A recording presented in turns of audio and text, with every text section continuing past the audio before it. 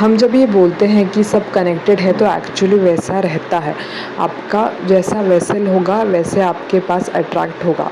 जब आप next generation की रिस्पॉन्सिबिलिटी लेते हो या फिर लेना चाहते हो तो आपको खुद पे पहले काम करना बहुत इम्पॉर्टेंट होता है। सारी चीज़ें एक दूसरे को कनेक्टेड रहती है। हमारे जो भी रिलेशंस रहते हैं पर्सनल लाइफ में, फैमिली, ऑफिशियल, वो हमारी एक सोल फैमिली रहती है। हम एक दूसरे को कुछ सिखाते रहते हैं और इंटरकनेक्टेड ये रहता है। तो आप जिससे भी मिलते हो, जिससे भी आपका कनेक्शन होता है, वो आपके जर्नी में एक रोल प्ले करता है, आपके अपब्रिंगिंग में, जो हम कहते हैं ग्रोथ में कह सकते हैं। तो आपका बच्चा जो होगा या फिर आपका जो होने वाला है या फिर जो हुआ रहता है आपको, वो एक वेसल चूज़ करता है आपको बिकॉज़ उसको लगता है कि ये कंड्यूसिव एटमॉस्फेयर है उसके ग्रोथ के लिए।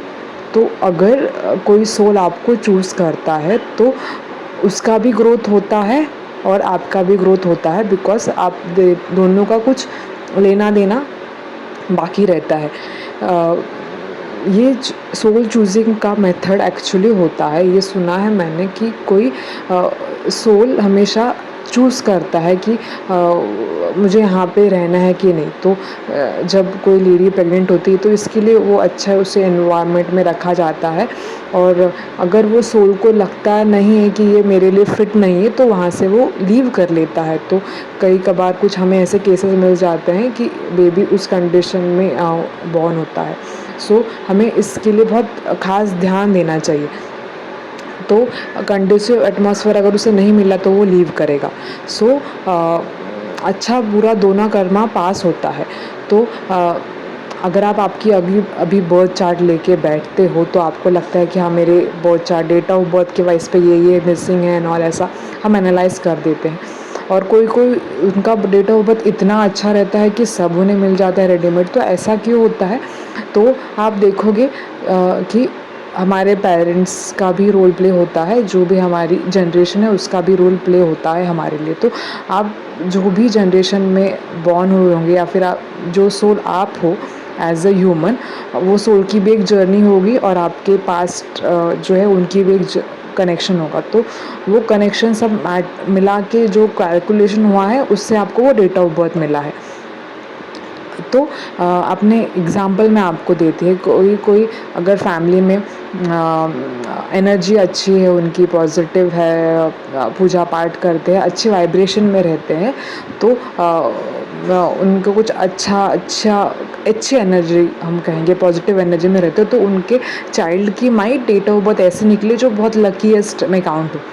और अगर जहाँ पे क्वेरल टाइप हो, झगड़ा, समथिंग नेगेटिव थोड़ा आगे पीछे होता रहता है, तो वो एक सोल उनको वैसा कनेक्ट होगा जो उसके जर्नी में भी हेल्प करेगा और आपको भी हेल्प करेगा। तो उसकी डेट ऑफ बर्थ वैसी आएगी।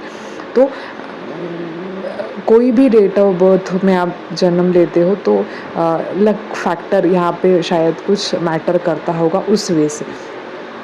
तो as a human it's a blessing to us कि हम यहाँ पे बर्थ लिए हैं। तो हम ये जनरेशन तो बाकी जनरेशन से बहुत अच्छा है in matters of convenience, comfort, सब चीज़ें हमारे पास। But as a mental health या फिर अब जो प्रॉब्लम, जो डिप्रेशन फेस करते हो तो बाकी जनरेशन फेस नहीं करते थे, राइट? तो आप जो भी जनरेशन से हो, आपके पेरेंट्स ने कुछ पॉजिटिव एनर्जी, भले उनमें कुछ नोक-झोंक होती होगी बट वो एक पॉजिटिव एनर्जी में रहते थे या फिर कनेक्टेड रहते थे डिविनिटी से। बट आज की जनरेशन ऐसी है कि वो ज़्यादा कनेक्टेड डिविनिटी से नहीं, पार्टीज़, उन्हें बहुत ज़्यादा एक्सपोज़र बहुत ऐसा पसंद है। वो रहना चाहिए but it's up to the limit. आपको उसकी लिमिट पता रहनी चाहिए। अगर आपको लिमिट पता है तो आपका जो भी सोल आपको चूज़ करेगा वो अच्छा वेसल चूज़ करेगा।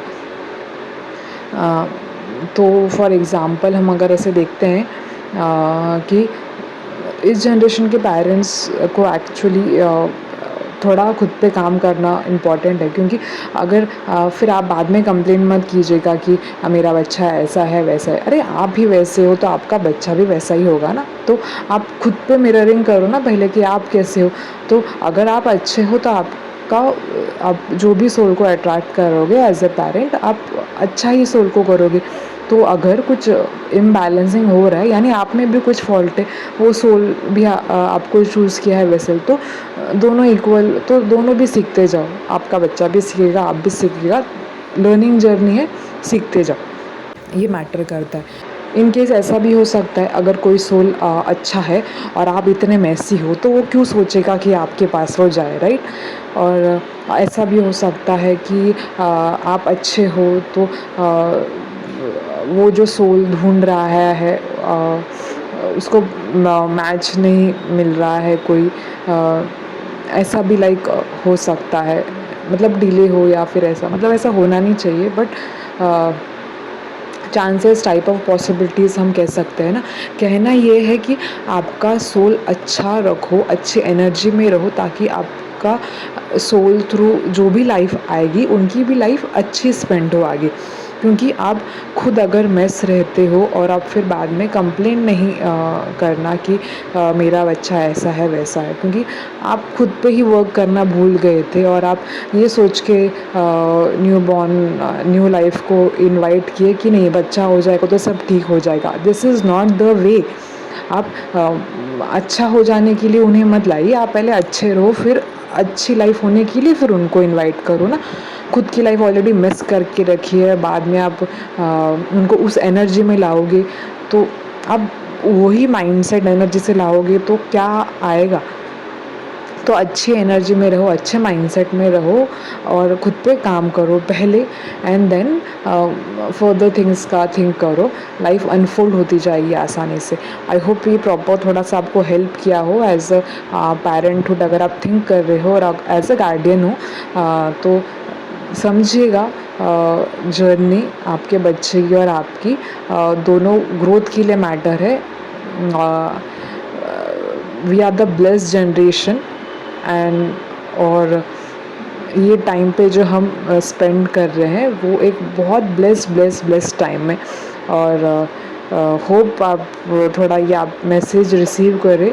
आई होप जो आप तक मैसेज पहुंचाना था मुझे और आपके जो सोल को इनसाइट चाहिए था वो आपके इनसाइट को कुछ टच किया होगा।